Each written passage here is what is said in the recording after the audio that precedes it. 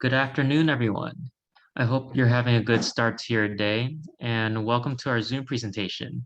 And this is the first presentation of our gardening series titled Water Conservation, Rainwater, and Greywater Collection with our speaker, Cindy. Before I formally introduce our speakers, I'd first like to remind everyone that coming this Friday on September 24th is the first event of our food demo series, where we'll be featuring some Persian cuisine by Farnas Safai. I'm looking forward to seeing you there, and first like to introduce Cindy. Cindy has been a master gardener for 16 years since 2005, all of them spent in San Diego. She's a sustainable landscape expert and an edible landscape trainer, and spends her time when not in the garden, speaking to garden groups and staffing the San Diego Master Gardener Hotline. Before retiring, Cindy worked in the aerospace industry. She laughed as she spent time putting stuff on the moon.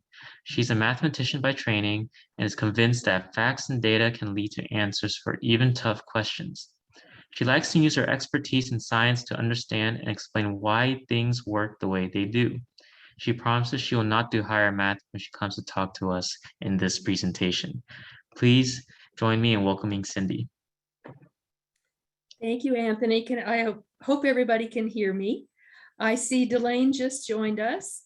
I am joined today by Delane Harmon. She's going to be riding shotgun for me. There is a lot of material to cover. And so what I ask is that you let me talk for a bit, and we'll kind of mute everybody else, but capture your thoughts and your questions in chat, because the timing of the talk is such that I think we'll have a good chunk of time at the end to go over all the questions. Let's see, Vanya, are you there? I don't see. Yes, I'm here, and Anthony will be helping as well, just with whatever you need. Wonderful. The poll will be my second charge. I have one artifact, if you will. This would normally be a handout. It's our Earth Friendly program, and I'll be talking about it. There's a link to the program. We've pretty much gone online with all of our things during COVID. And so it's our approach to sustainability, and it's a wonderful learning tool that will help you fill in details when you think you want to do that. Okay, then may I share my screen? Let's give it a try.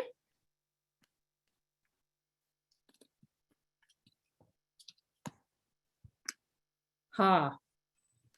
And if I go up to slideshow and do it from the beginning, how does that look? Okay.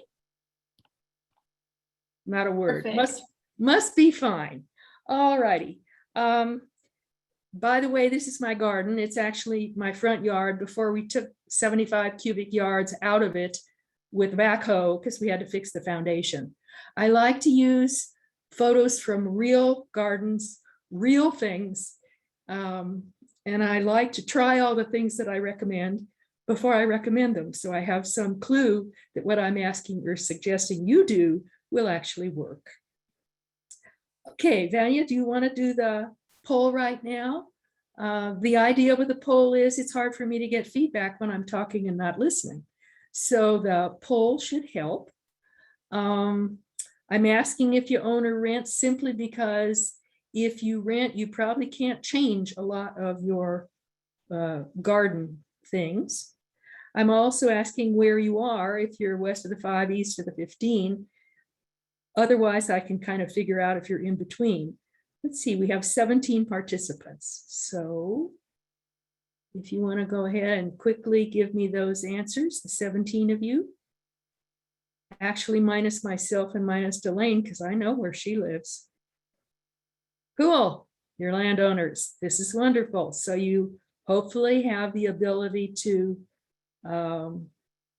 try the things that I'm going to be talking about. Okay.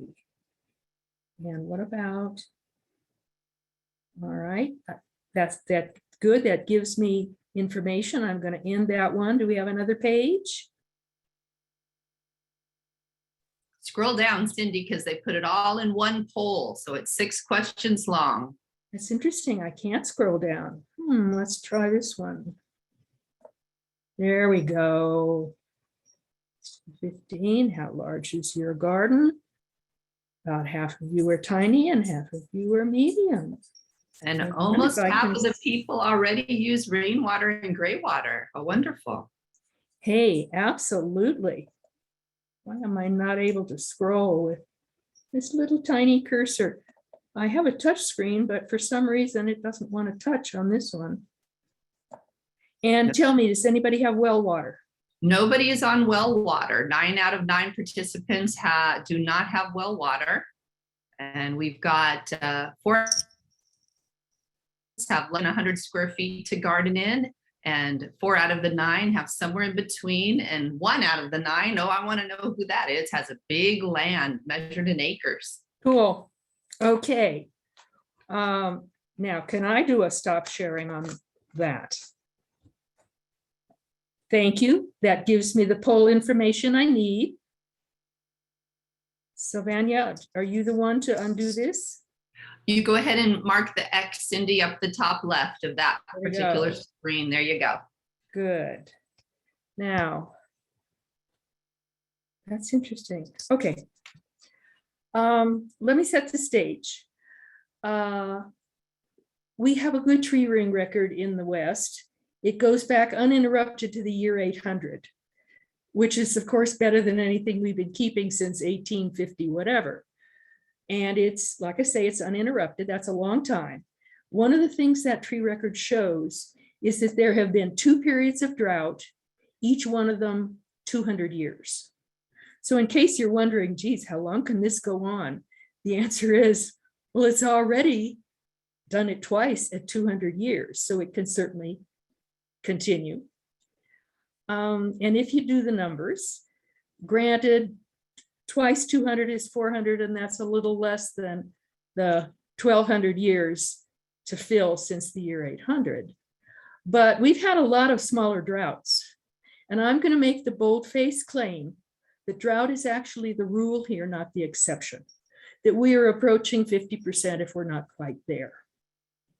And so this is something that we really do need to take seriously. What we're going to look at here is how you can best position yourself in your garden, given that drought is liable to be the rule. And I believe that you can not just survive, but actually thrive if you do it right. The graphic over on the right is a piece from the park. My husband and I are in Flagstaff right now, and we hiked Walnut Canyon just outside of town. Walnut Canyon is like a mini micro Grand Canyon, nowhere near as big or grand, but it's this huge cut in otherwise flat land. And at the bottom, there is occasionally water flow. The native tribes have used that. They left the area in about 1300, so they were there earlier in the 800 to present time frame. But they learned that they had water flow in the bottom either after the spring snow melt or at the end of the August monsoons. And so they seized the opportunity. They basically saved water, carried it up the hill, either to their dwellings, which were partway up the hill, or all the way to the top, which is where they did their dryland farming. So I want you to understand that if you do some of the things I'll be talking about, when you save rainwater, when you move it around, you're doing something that's been done for over 1,000 years. There's a long history here, and you can be part of it. Right now, we're in a 20-year drought, and I think it's funny that the media has only, for the last, let's say 2021, been talking about admitting the fact that it's a 20-year drought. It's a 20-year drought, all right, and the 8 Western states have been locked in litigation with the sovereign state of Mexico, who, let's remember, is at the bottom of the Colorado River, and several of the native tribes, also sovereign. Of course, that fight takes place in federal court, and they're all fighting over the water in the Colorado. Unfortunately, we're at the end of the queue. California's at the end of the queue. The judge pointed out, California, he said, and of course, he lumps us all together as a state. He said, you waste more water coming off the Sierras than flows in the entire Colorado basin. And he's correct. So for that reason, he put us at the end of the line. If anybody's going to get extra water, we will be the last. Which means, of course, our outlook for the litigation isn't terribly good. And on top of that, the feds have recently declared a water shortage on the Colorado. I'm sure you've seen the pictures of Lake Mead and so on, and it is serious, and it is getting national attention. And I think given the situation, all of that is good. At the same time, when we look at what the water we're getting from the Sierras, it is basically what fuels the Central Valley farmland. And there hasn't been enough. The farmers have turned to well water, and they are depleting aquifers as fast as they can go. And we're finding that the land is subsiding, which is a nice name for it's sinking. The bridges and the telephone poles and other things are not, but the land is sinking in between. And there's some interesting photos. I didn't happen to include one here, but it's pretty serious. I would be remiss if I didn't talk about sustainability. Now, I waved around this earth-friendly. Turns out people don't relate to a 6-syllable word. So when you talk about sustainability, their eyes tend to glaze over. We've coined the term earth-friendly, and it goes down a lot more easily. They're the same thing. And if you look at our earth-friendly principles, they are basically reworded versions of the 8 sustainability principles that we have been trained to tell you about. The 4 in red have to do with water. So 4 out of 8, obviously water is key to sustainability and key to our managing the drought. Number 3 is landscape for your exact climate, which kind of says, do not be in zonal denial. If you think you're going to have a tropical oasis in your backyard, that's probably not a good idea from the viewpoint of water use. Number 4, conserve water and use gray water and manage rainwater. And of course, I'm going to be talking a lot about that. 6 is protect water quality, if you will. It's clear that worldwide, there's not enough clean drinking water to go around, or if there is, it isn't in the right places. And it seems like some sort of a sin to contaminate any of the water that is clean. So water quality should be high on your list also. And the bottom one is grow food. If, as I'm fond of saying, you're insistent on throwing drinking water in the dirt, which is to say irrigating outside, at least get something for it, like food. Okay, so what's the big deal? Drinking water is precious. We know there's not enough available. The price is going up. In California anyway, what we're getting comes from mostly an old infrastructure with high chance of mishap. And so I like to say waste is either watering where it's not needed or sometimes where it does damage. You cannot manage what you don't measure. And so for that reason, in the handout, gosh, did I remember to say we have a handout? We have a handout, and in the beginning, it shows 2 charts that show you how to read your water meter. Well, actually, we'll show you how I read mine. If you're in the city of San Diego, yours will probably look exactly like mine, but they're all about the same. And it's useful to know how to read it. What you'll find in those 2 charts is I can read my water usage to the nearest 10 ounces, which is just over a cup. So the water meter may look like a blunt instrument, but actually you can get a very fine reading out of it. And reading to the nearest 10 ounces, you can check your low flow potty, you can check your teenager in the shower, you can check all kinds of things to a surprising accuracy. So it's a good thing to know where your water's going before you simply start trying to conserve. And of course, I say add rainwater and gray water. Now, this chart and the one that follows it were from a briefing I did 5 years ago. And as I was looking at, going over my old charts and deciding what to add here, I thought, these are just as good now as they were then. And looky here, Here's one from a fellow at UCSD, and I believe Gary Matthews is still there. I'm not sure if he's still VP of Resource Management and Planning. Can any of you UCSD folks tell me that? Doesn't He matter. is. Sorry? Yes, he is. Wonderful. Okay. I really love this chart. I'm sorry that for me, the Zoom ribbon at the bottom spoils the last part of the printing, but basically he's saying, hey, before the drought, we realized we live in a desert. We should start acting that way. Still true, still very true. You're right, Gary. Okay, so I already pounded a little on the status of the drought. It's such fast moving news. Every day the newspaper has something new or the news.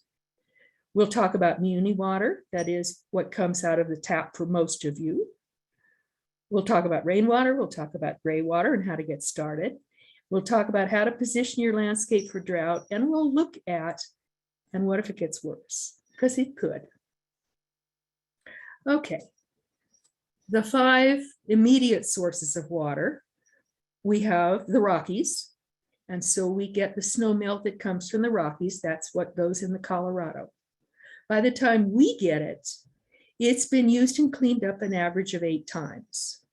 And I know the politicos in San Diego, who are now gone for a while, coined the term toilet to tap because they didn't want that to be something that people really wanted to do. Turns out it's perfectly nicely cleaned up 8 times by the time we get it. And I found in a recent briefing, a fellow was speaking from London, and he pointed out that Londoners drinking out of the Thames are getting water that's been used and cleaned up an average of 7 times. So we're in good company, and hey, we've outdone the Brits by 1. What can I say? So it's good water, and we should be thankful for it.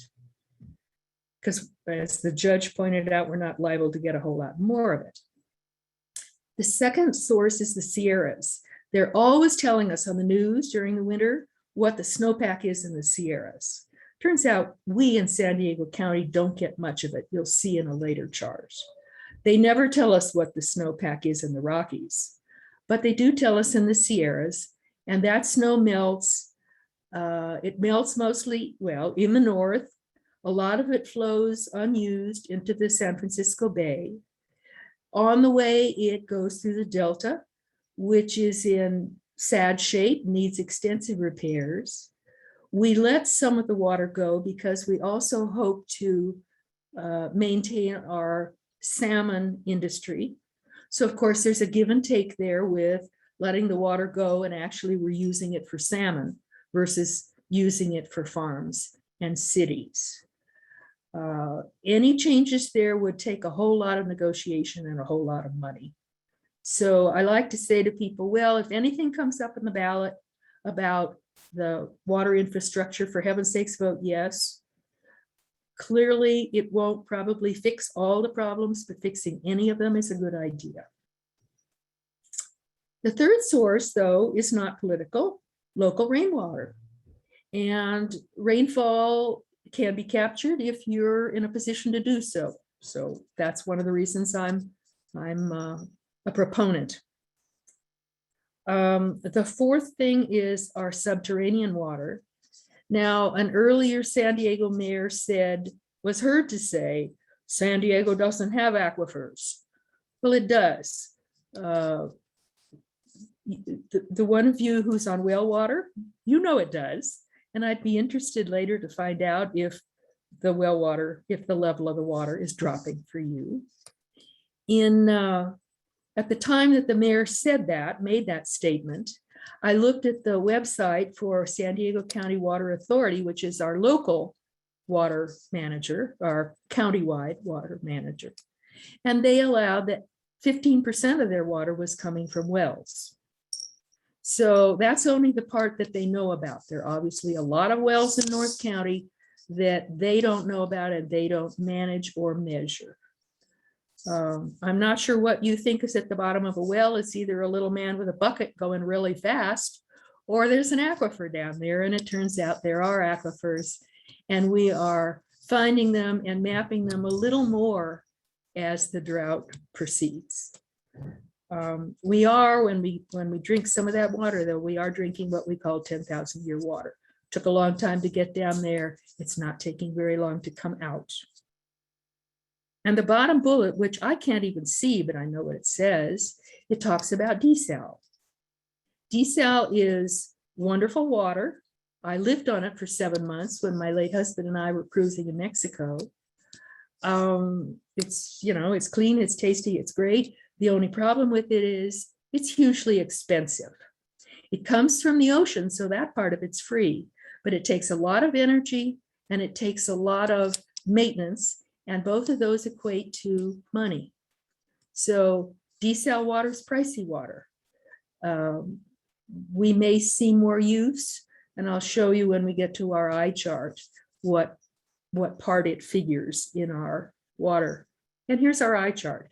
Don't groan. You don't have to read this. It's in your handout. It's in the newest version of the handout. There are 3 things here I think you ought to know. And so I'll simply tell you what they are. One is the yellow. And you notice from 1991, it was almost all yellow, which meant all of our water, or almost all of it, was coming from MWD, Metropolitan Water District. That's our water wholesaler in LA. For some reason, our local folks don't want to be beholden to LA for water. And that's water, oh, by the way, that comes from the Sierras. So right now they've provided enough other sources that that's only 11% of our water. And if you look ahead to 2035, they project it will only be 2%. In other words, they are writing MWD out of the picture. What are they writing in? Well, I would have said that recycled water is one of the big things they've been touting lately. There wasn't any in 1991. It's the purple. It's currently 8% and it's going to go to 9%. So clearly they don't think that's a very big part of our water profile as we grow.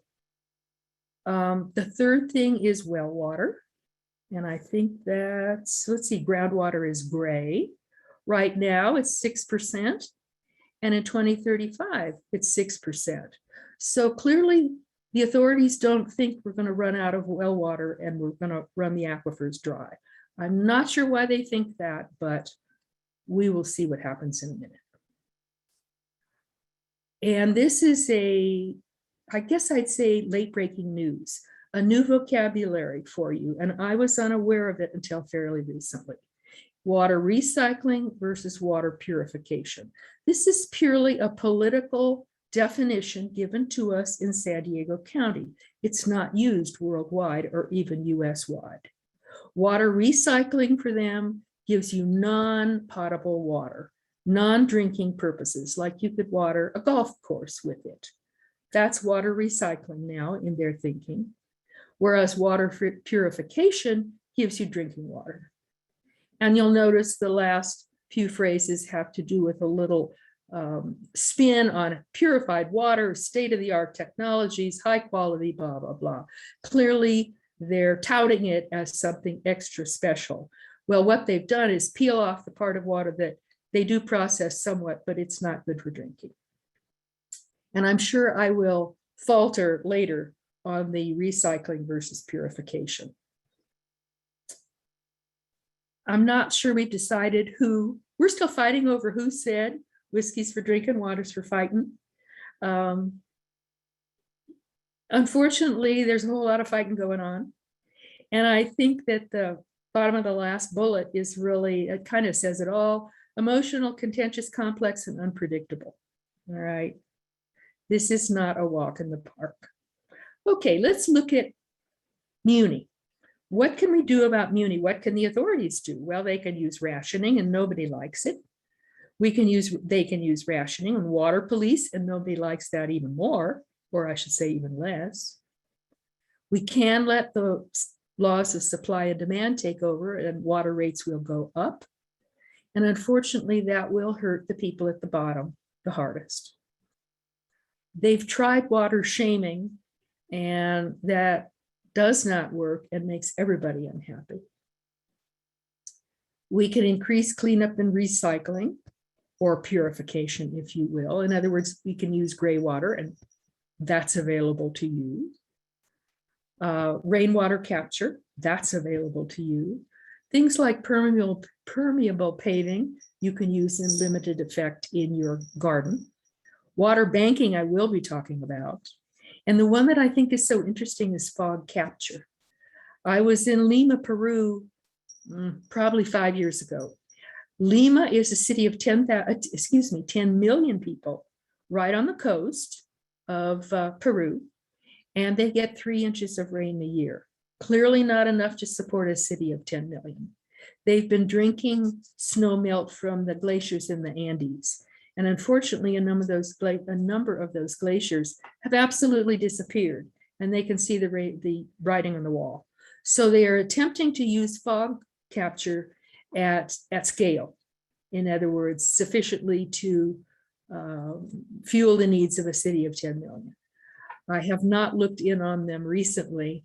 Last time I looked, they weren't doing terribly well, but hopefully they can figure out a way. And for you, conservation is probably the most handy tool, okay? All right, rain or gray, what's the difference?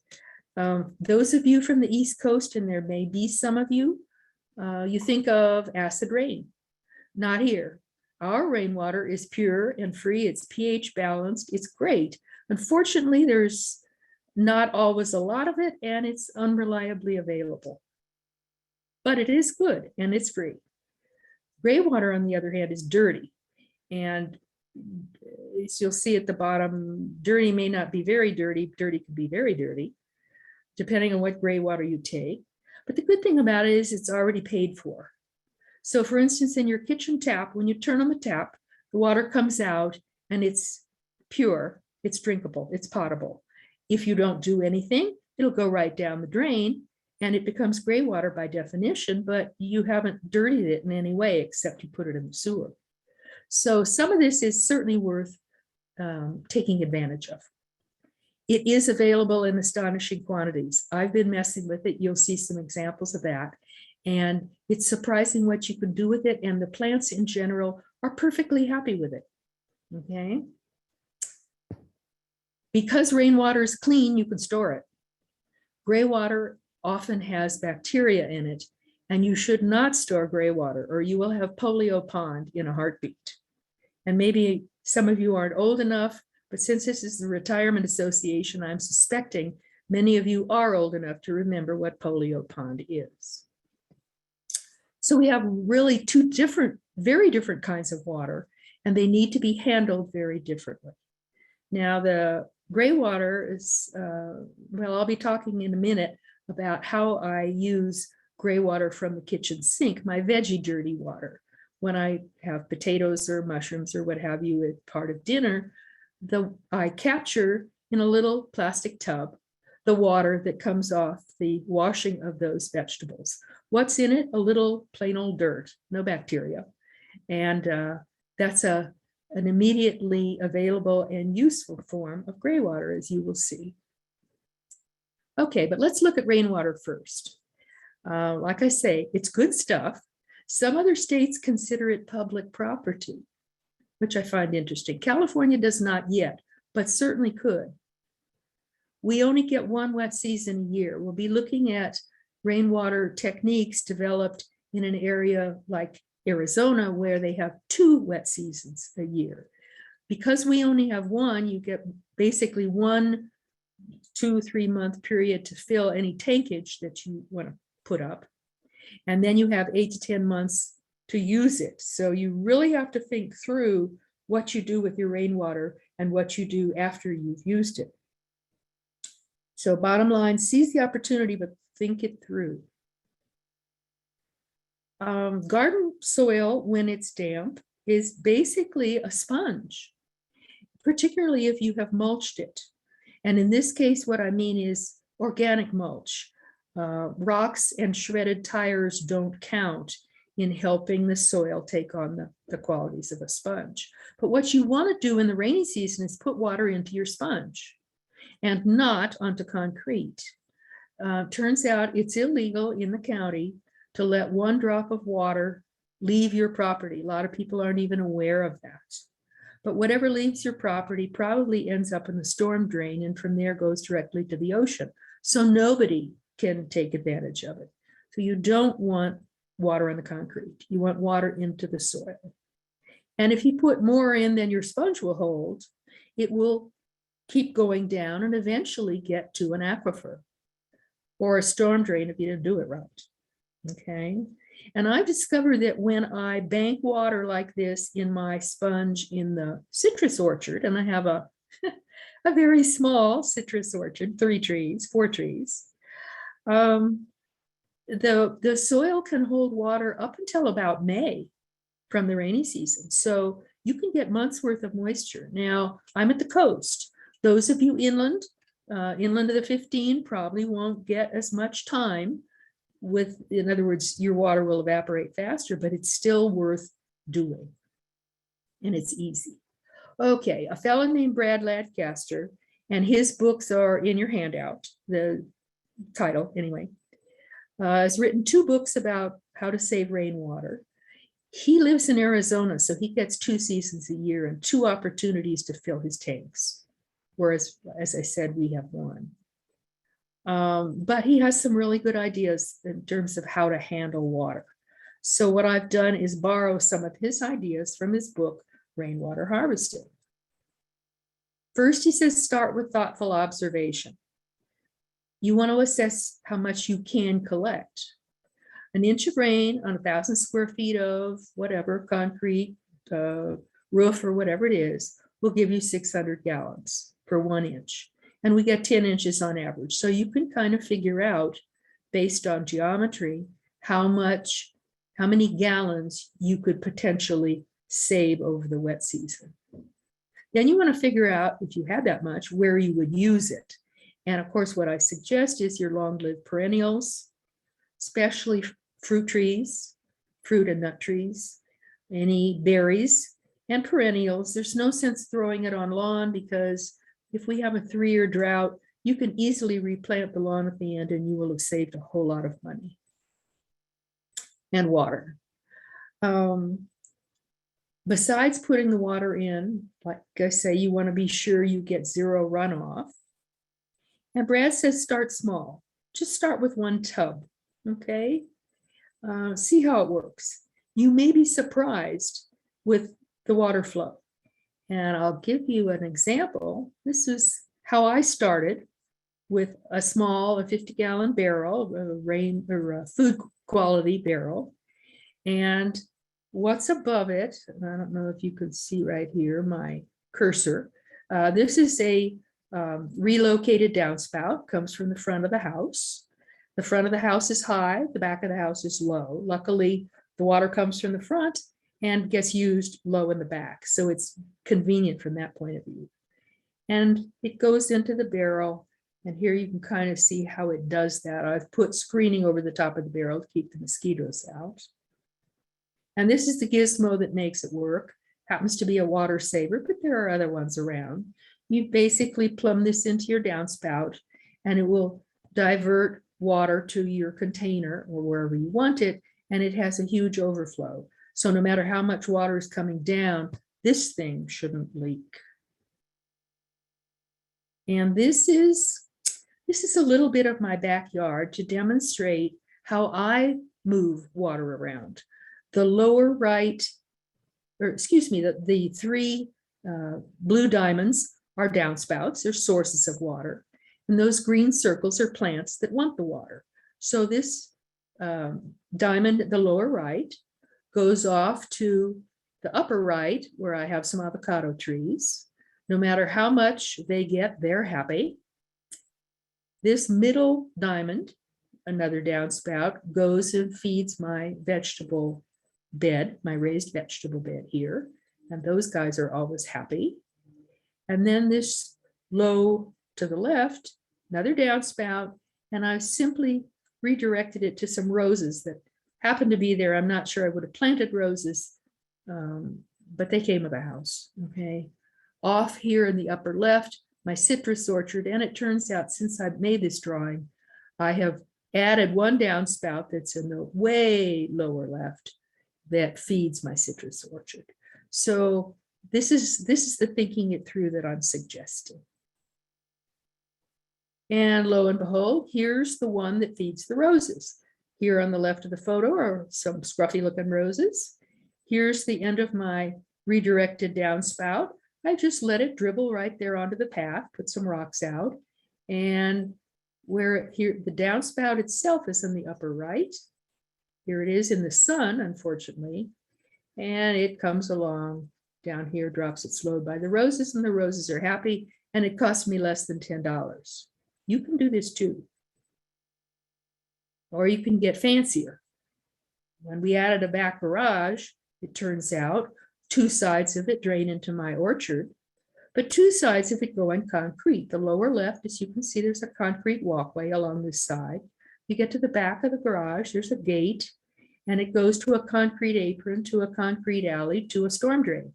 So anything that dribbles off that side of the garage is lost to me. So I called the gutter people, and they kindly gave me 2 sides of my garage worth of gutter and this spiffy folding downspout. Why folding? Because the gate's in the way, and as you can see in the lower left, what I want to water is on the other side of a concrete pathway.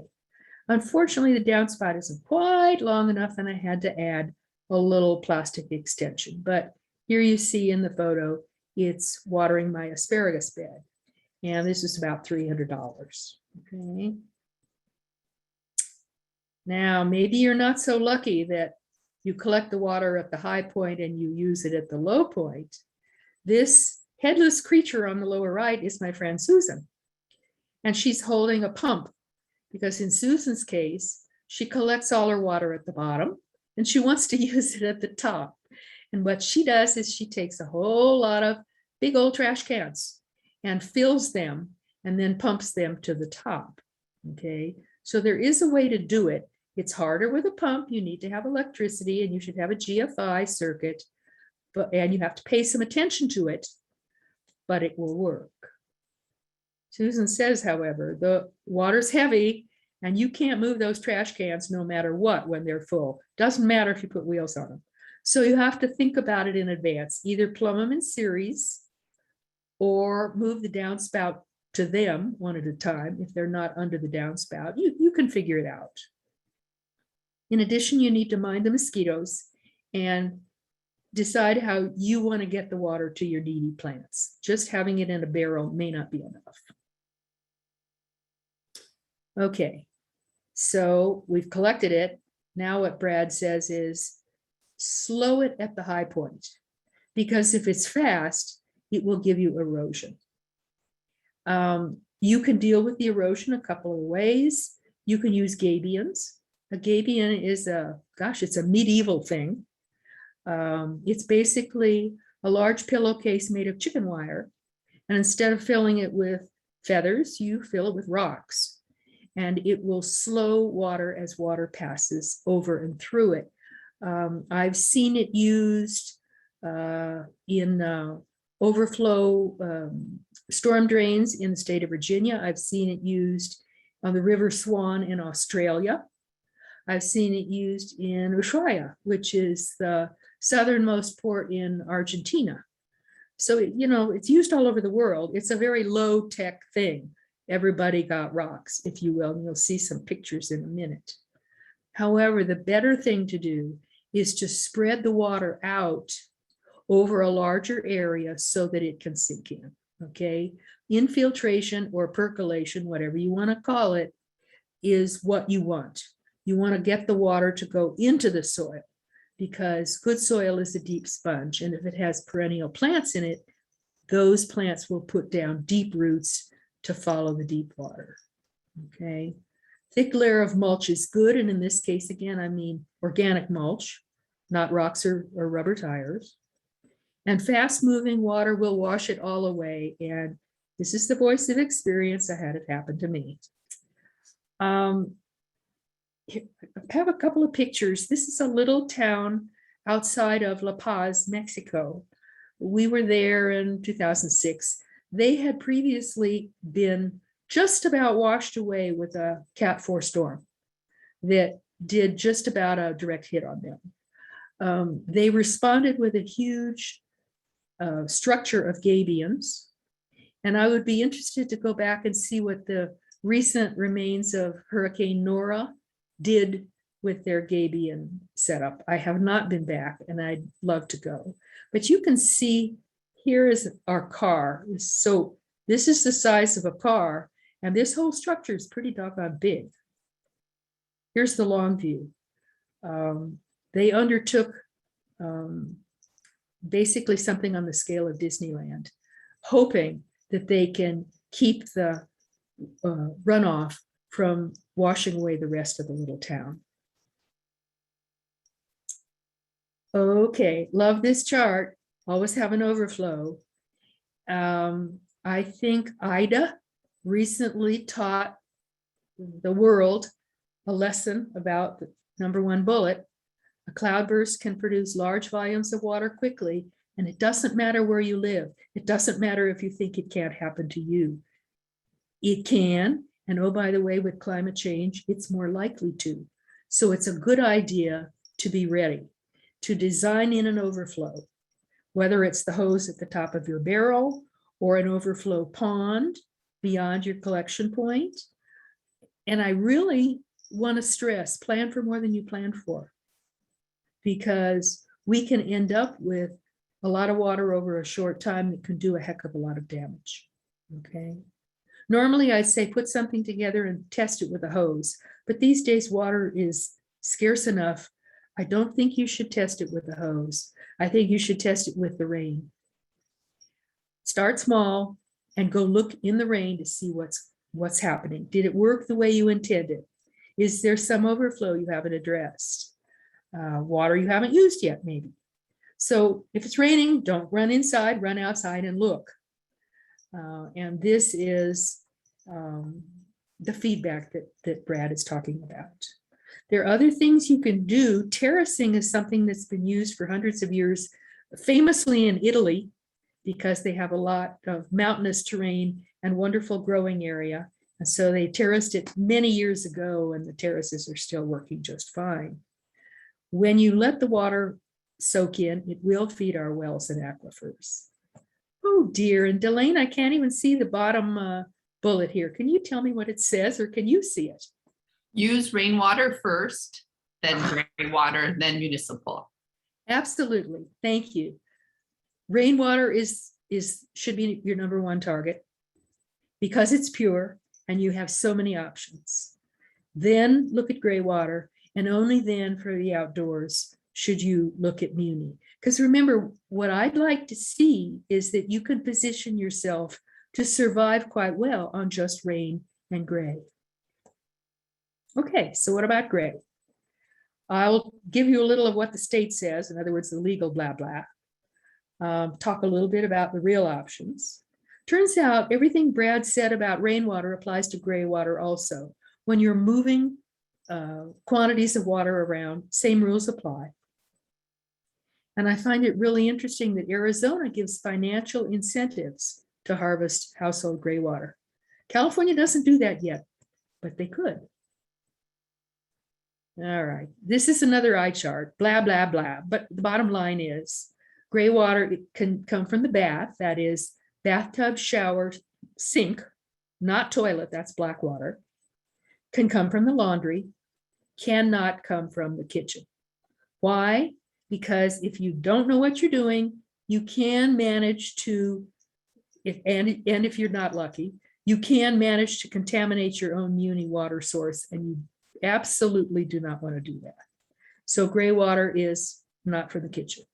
And oh, by the way, it may settle in a basin. You don't want to store it, remember, but it can settle in a basin and soak in. A little more blah, blah, blah, where they say basically keep it on the property. Well, we know that.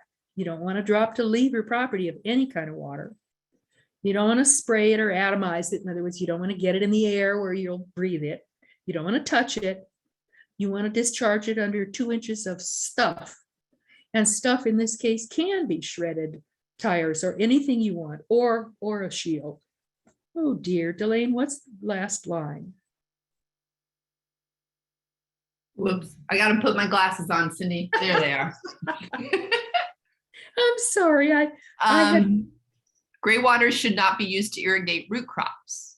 yes, keep it off the lettuce. It's okay to use it on the fruit trees.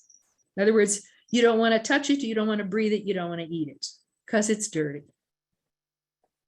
Okay, I have done a laundry system. They say you can do a laundry system. You don't need a pump and you don't need a permit. You actually use the pump that's part of your washing machine. Okay, 15 gallons per person per day, up to 60 gallons for a 4-person household, blah, blah. Now, sometimes I have really dirty stuff and I want to run a Clorox load. And plants don't like Clorox.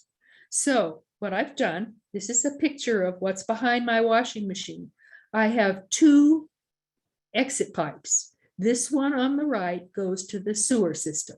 And so I can take the flexi hose out of my washing machine and stuff it in my sewer pipe. Or I can stuff it in this pipe here, which goes right outside to my gray water system. So it's in the sewer pipe when I want to run a Clorox load, and it's in the other one when I don't. Really easy to change. And here's my system. You can see from the picture on the left, I live on quite a hill, okay? It's higher, this is the front of the house, the back of the house is way down to the lower left somewhere. And the pipe basically comes down and dumps into a tub. Because initially I had an old washing machine and I wasn't sure how fast the water would come out. So I needed a tub to at least catch it. You will see here the end of the pipe has a high-tech item called a used stocking. I am bedeviled with lint. I hope those of you within earshot have better luck than I have had with your laundry lint. I'm not in a good position to tell you what to do with it. The used stocking helps. And here at the bottom, I've plumbed basically a hose bib and a divider so I can take 2 hoses worth of water out at once. And I've really over-engineered. My new washing machine, the whole thing only takes 15 gallons. And clearly that's a 25-gallon tub. So we're in good shape. Cheap and easy. Okay.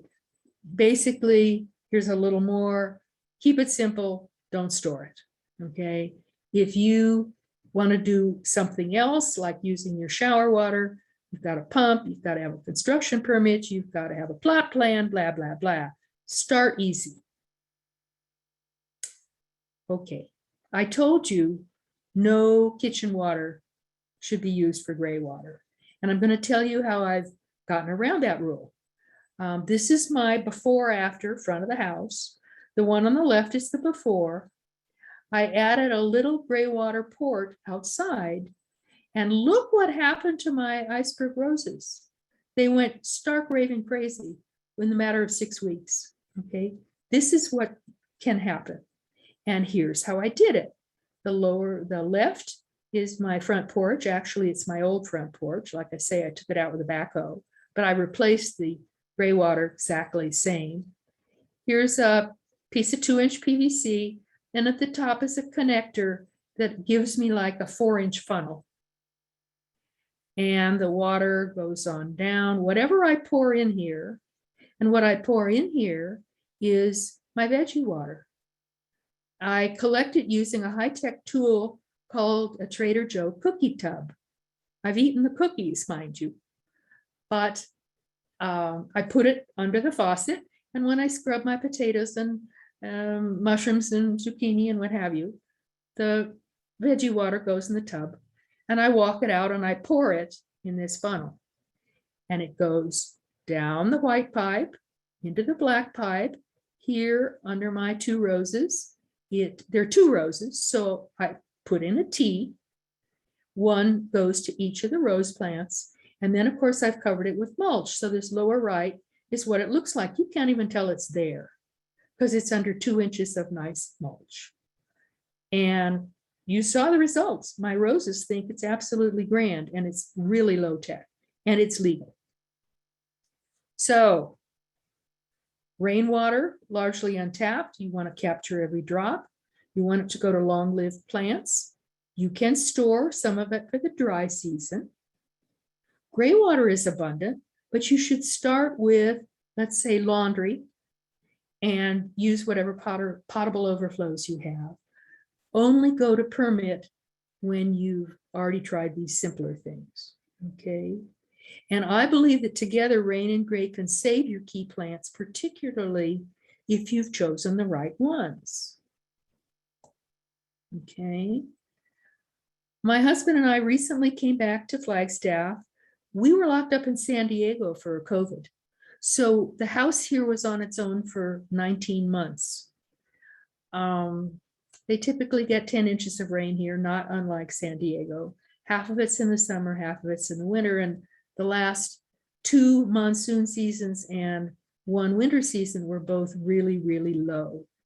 So we came back and knew that we would have lost some plants. We did lose some plants.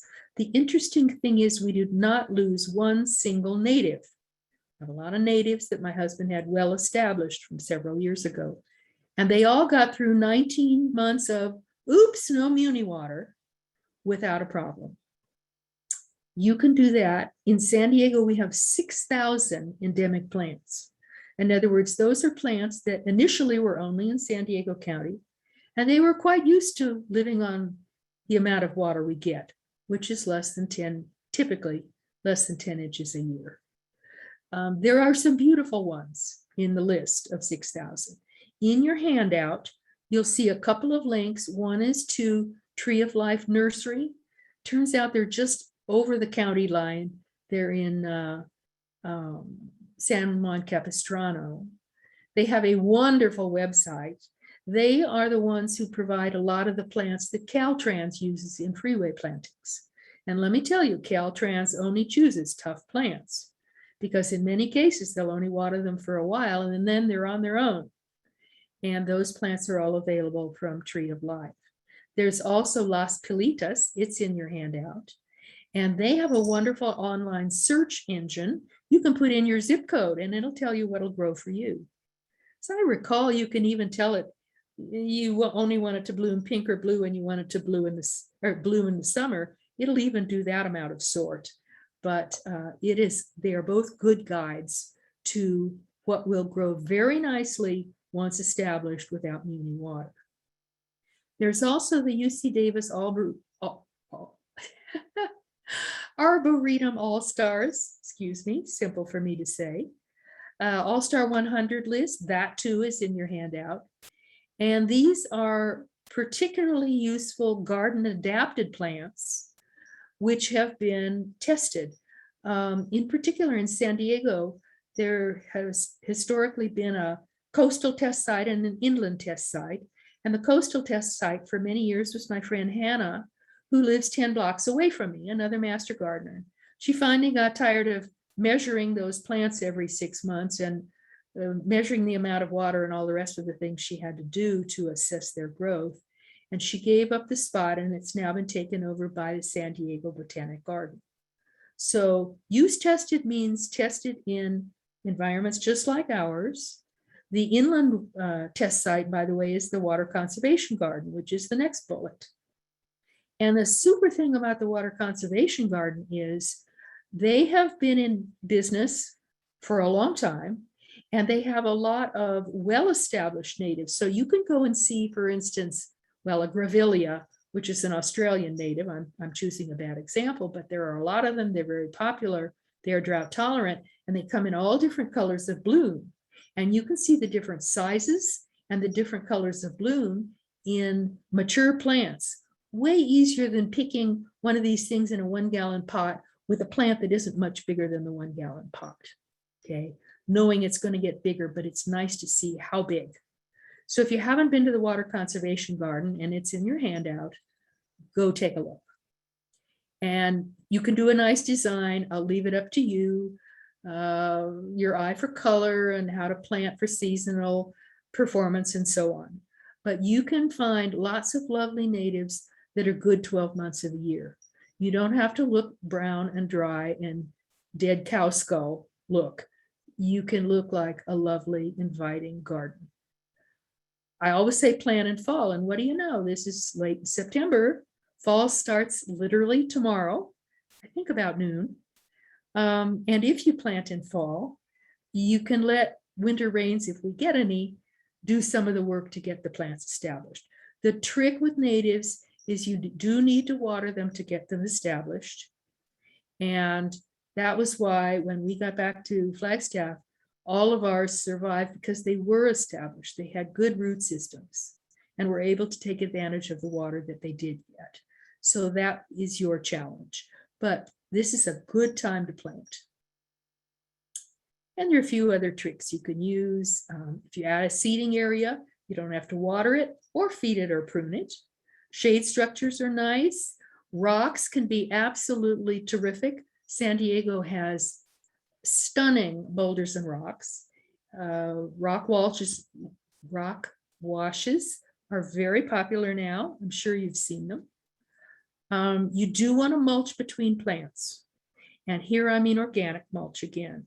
It will help in your rainwater retention. It will help you to establish the soil as a sponge. It will also, oh, by the way, feed the soil, retain moisture, and deter weeds. So there are lots of good reasons to mulch between plants. Looking ahead, and I see that your series has a fire safe or a fire landscaping unit later in the year. Let me plant a seed now, if you will. You should have as a goal 50% coverage of, that is coverage of your land by plants, no more than 50% from the viewpoint of fire safe. Okay. And in addition, if you can choose summer water tolerant plants, that is to say, some natives won't take summer water, they'll croak. But a number of them, a lot of the good looking ones, will accept summer water. If you can pick among those and be ready to apply overhead water when fires threaten, you'll basically be positioning yourself, raise your humidity slightly and have the right plant mix, and you'll have a better chance of survival when fires come. Okay, that's my garden chair and I'm sticking to it. I think we're ready for Q&A.